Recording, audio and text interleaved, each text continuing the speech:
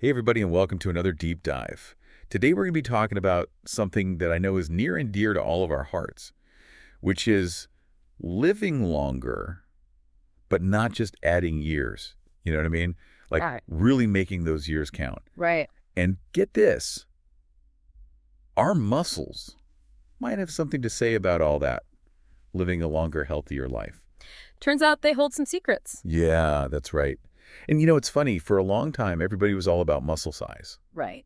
But more recent research, like this 2006 study we're looking at, it kind of throws a curveball. It's hmm really strength that seems to have this powerful link to living a longer life. Okay, so how do they even measure muscle strength accurately? And why should we trust what this 2006 study is saying? That's a really good question. Yeah. It's not like they were just using, those carnival strength testers. Right. They had over 2,000 people in this study, and they used really precise methods to figure out how strong people were. Oh, wow. And they didn't just focus on, like, biceps or whatever. Okay. They looked at grip strength and leg strength, which are both super important for not, winding up. Yeah, not falling over. Exactly. Yeah. And they factored in all that other stuff that could, mess with the results. Age, overall health, lifestyle, you name it. So it's not just a case of healthy people tend to be stronger and also tend to live longer. Yeah. They actually isolated the strength factor. Exactly. That's what's so cool about this study. And you know what's really wild?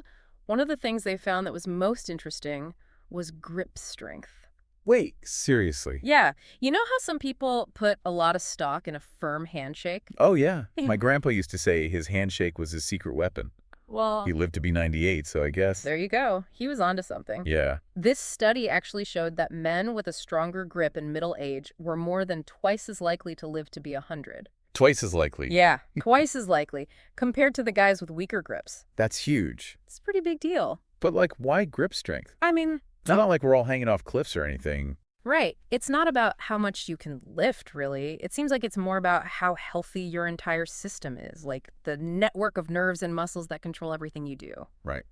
There was another massive study. This one was done by the UK Biobank, and they found that people with stronger grips tended to have a lower risk of all kinds of things: heart attacks, breathing problems, even some cancers. So it's like a window into your overall health and how long you're going to be around. Yeah, kinda. And you know that 2006 study that was really good at pointing out the what, like what's linked to living longer? Okay.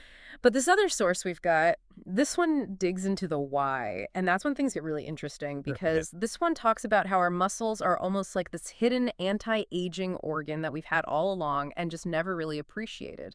Must. You're messing with me, right? No, I'm serious. Mhm. It's all about these things called myokines. Maya, what now? Myokines. So just stick with me here because this is where it gets really cool. When your muscles contract, like say you lift something, doesn't even have to be that heavy. They release these things called myokines. Okay. You can think of them like little messages that your muscles send to the rest of your body. They're basically saying, hey, we're over here working hard, let's get healthy. So every time I use my muscles, I'm sending out like a health alert to my whole system. That's a great way to put it. Mm. And these myokines, they don't mess around. They help keep your blood sugar in check, which is huge for avoiding diabetes. And they fight inflammation, which is linked to like every chronic disease out there. Wow. Our muscles are way cooler than I thought. So if we're trying to, stack the odds in our favor for a longer, healthier life, Mhm. are we talking about like hitting the gym every day and bulking up? Like, how do we actually use this muscle power for good? Yeah, the good news is you don't have to become a bodybuilder. Our second source actually talks about this. It basically says that strength training or resistance exercise, it's important at any age. It's not just for like young people trying to get ripped. Okay, so even if I'm more likely to lift a bag of groceries than a barbell, I should still be thinking about this whole strength training thing. Exactly. Because here's the thing. As we get older, we naturally start losing muscle mass, which is something scientists call sarcopenia. I know it sounds kind of scary, but Yeah. the good news is that strength training can really help fight that. And it's not just about feeling stronger. There are other benefits too. Like what? Well, for one, it can really help improve your insulin sensitivity, which is super important for keeping your blood sugar in check and avoiding type 2 diabetes. Okay. And it's great for your bones too, makes them stronger, which can be a lifesaver as you get older and, more prone to fractures. That makes sense. Hmm. But let's be real. Life gets busy. It can be hard to fit in a workout on top of everything else. So how much strength training are we actually talking about here? Oh, I totally get it. It's all about finding what you can manage and building from there. Even adding a couple of short strength training sessions each week can make a difference. There was this one big study, they looked at a ton of other studies, and they found that people who did regular resistance training, especially older adults, had a 40% lower risk of dying from any cause. Wow, 40%. Ooh. That's pretty incredible. Huh. What about those of us who actually enjoy, like, going for a run or a bike ride? Can I just stick with my cardio? Cardio is fantastic, don't get me wrong. It's amazing for your heart and lungs. But when you combine it with some strength training, that's where you really hit the jackpot. So it's like they work even better together. Yeah, exactly. It's Yep. like, imagine your body's a car. Cardio is like giving that car a brand new engine. It's going to run smoother and more efficiently. Okay. But strength training, that's like making sure the car has a strong chassis and a really solid frame so it can handle all the bumps in the road. I like that. So it's not just about, like, outrunning aging. It's about making sure you're strong enough to enjoy the ride. Right on. And there's research to back that up too. Studies show that people who do both strength training and cardio, they have a 40% lower risk of dying from any cause. And get this, a 50% lower risk of dying from heart disease. 50%. Mm. Those are some pretty compelling numbers. I have to admit, though, even with all these benefits, sometimes just getting started can be the hardest part. Mm. Do you have any advice for people who might feel intimidated by the gym or just don't know where to begin? Yeah, I get it. Taking that first step is always the hardest. But remember, you don't need a fancy gym membership or anything like that to start getting stronger. There are plenty of bodyweight exercises you can do right at home.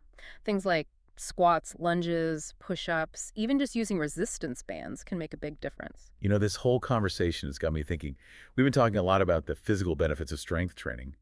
But what about the mental side of things? Is there a connection there too? I'm so glad you asked, because it's not just about living longer, right?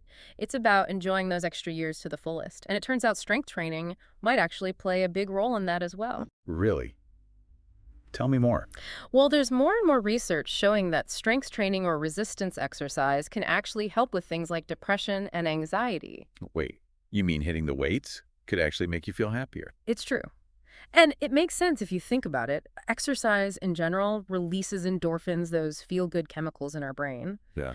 But strength training, it seems to have this unique ability to really boost mood and reduce stress. So there's like a mental workout too, not just a physical one. Right, and there's more to it than just the endorphins too. Strength training can actually help you sleep better, which we all know is huge for feeling good. Oh, yeah, And let's not forget that sense of accomplishment you get after a good workout. for sure. There's nothing quite like it. Right, it's like you challenged yourself and you came out on top. That's empowering. Definitely. And it makes you feel like you can tackle anything, even if it's just like facing a mountain of emails at work. Exactly. And, you know, we've talked about living longer, but depression and anxiety, those can take a toll on your lifespan too. Oh, really? I didn't know that. Yeah, it's true. So taking care of your mental health, it's not just about feeling good in the moment. It's about adding years to your life. And those years, you want them to be good ones, right? Absolutely.